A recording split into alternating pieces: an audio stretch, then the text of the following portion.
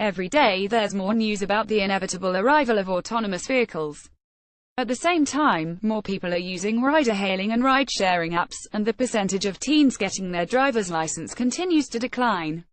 Given these technologies and social changes, it's worth asking, should Americans stop owning cars? We've conducted an analysis of the all-in cost of car ownership, and we found that mobility services such as ride-hailing and ride-sharing apps, which few people today would consider their main mode of transportation, will likely provide a compelling economic option for a significant portion of Americans. In fact, if the full cost of ownership is accounted for, we found that potentially only a quarter of the entire U.S. driving population might be better off using ride services versus owning a car.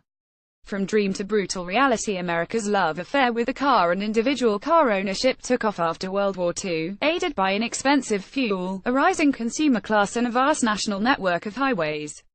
A new generation of young professionals moved away from the urban core to the suburbs and abandoned mass transit for transportation enabled by personal car ownership.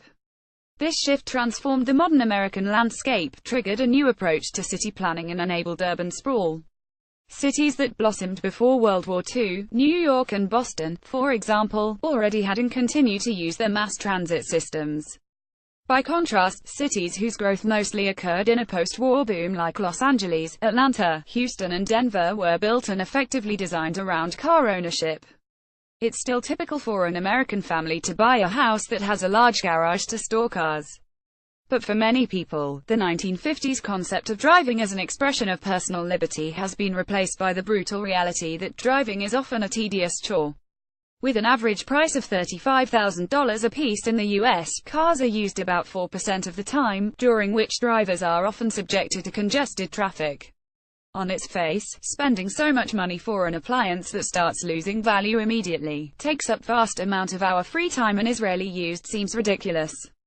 Is it time to consider a whole new approach to personal transportation, weighing costs? To answer this question, we built a comprehensive calculator that includes the costs of car ownership and compares it with an alternative of using mobility services, such as ride-hailing and ride-sharing apps, full-time to replace personal car ownership. The results might surprise you. The costs of traditional car ownership go far beyond the price tag. There is also interest paid on car loans, insurance, taxes, fuel and maintenance. Some expenses are non-obvious, such as parking, property taxes and construction costs for home garages, and the value of our time. The value of an individual's time, that is, the dollars per hour you would assign to the time you spend driving, is one of the most important factors in our calculations. The average American spends 335 hours annually behind the wheel, driving over 13,000 miles. Add in the hours we spend maintaining, cleaning and managing our cars, and it becomes clear that America's focus on personal car ownership is costing us a significant amount of time, arguably our most precious asset. How much would you pay to avoid the stress of driving around town? How much would you pay to use that time more efficiently, such as catching up on email, reading a book or taking a nap? What if you could do work-related tasks while riding? Some professions are more suited to using time riding in a productive way. It's probably easier for a lawyer to clock billable hours while riding to work than a plumber, for example. When these costs are included, mobility services might be the economically preferable option. To be clear, this analysis is focused on full replacement of personal car ownership, in which an individual would shift to using ride services for all trips, rather than purchase a new vehicle. The decision for owning a vehicle or using mobility services is unique to every individual. If you purchase a highly efficient vehicle for less than $25,000 and drive it more than 15,000 miles a year until it falls apart, then you should definitely own a car if your goal is to save money. But, if you drive less than 10,000 miles a year, face long waits in traffic, or place a high value on your time that would otherwise be spent driving, our calculations show that mobility services might be the cheaper option. Geography can also play a role. It's not a coincidence that there have historically been so many taxi cabs in New York City, where the high cost of parking and slow pace of traffic consume time and money, outpricing human drivers. The rise of autonomous vehicles used for carpooling and ride-sharing services could make mobility services even more compelling, particularly when you consider the economics from the service provider's perspective. Assume for a moment that you operate a fleet of vehicles that provide mobility services.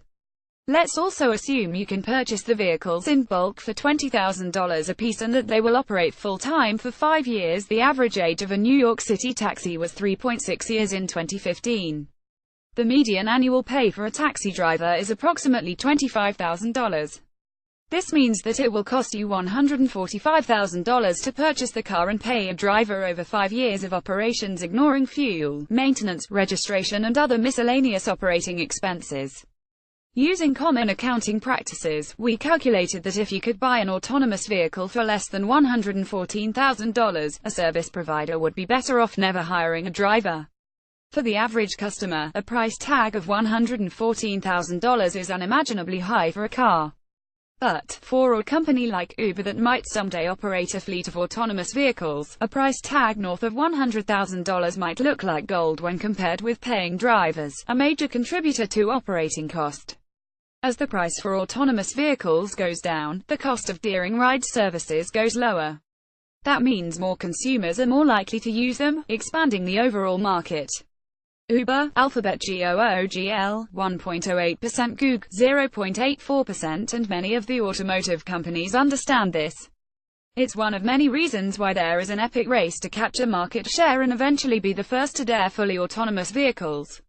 On the other hand, if the price of autonomous vehicles falls far enough, maybe individuals will buy their own and recapture the time they currently spend driving themselves, obviating some of the value of mobility services.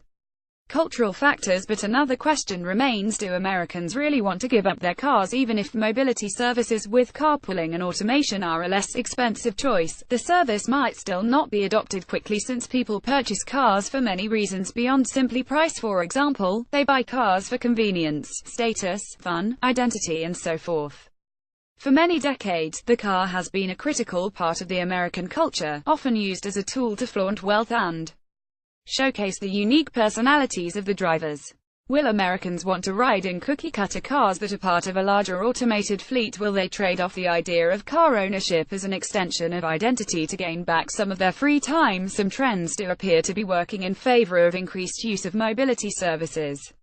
As the United States, and the world more broadly, continues to adopt ever greater levels of digital communication, more people will be able to complete work while on the go. And the movement toward cities during the past decades has resulted in denser urban centers, increasing traffic congestion and making the case for alternatives to traditional car ownership.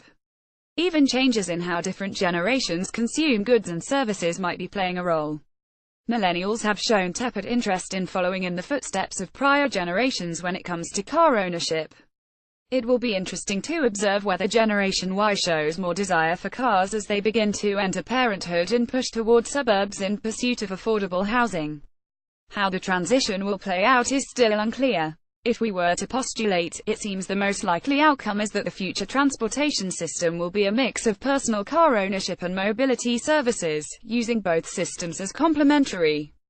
If more people use carpooling services in particular, these complementary systems of personal car ownership, mobility services and public transportation might make our roads and cities cleaner, faster and more affordable. In addition to common mobility services today, Uber and Lyft might soon be joined in force by microtransit operators, like Ford's Chariot shuttle service. As mobility services become more mature, we will likely see new solutions emerge to make it even more convenient to meet specific needs, such as transporting youths, the elderly or disabled people, and even assist in disaster recovery efforts. The increased level of service could create a virtuous cycle that reinforces the value of mobility services, producing greater adoption, which further lowers costs and leads to even greater adoption. When it's all said and done, the ease and economic benefits mean that the transition to mobility services might take place faster than we think. Todd Davidson is a research associate at the Energy Institute at the University of Texas, and Michael E. Weber is a professor of engineering and deputy director of the Energy Institute. Zhenong Lin from the Oak Ridge National Laboratory contributed to the research in this article. Gordon Tsai of the University of Texas also contributed. This first appeared on The Conversation, to Uber or Not: Why Car Ownership May No Longer Be a Good Deal.